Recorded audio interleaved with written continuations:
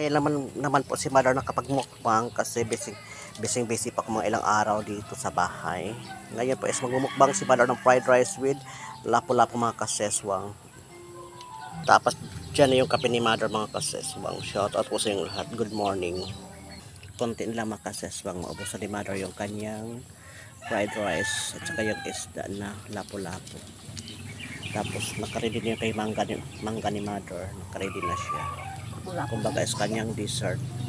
Yan. Kasi tapos si Mother kumain ng ng fried rice at saka isda.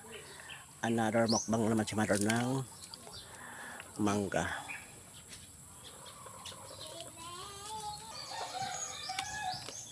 Yan, nagkain na si Mother ng mangga. Kasi mula na siya sa pagkain. Kuntis kayo.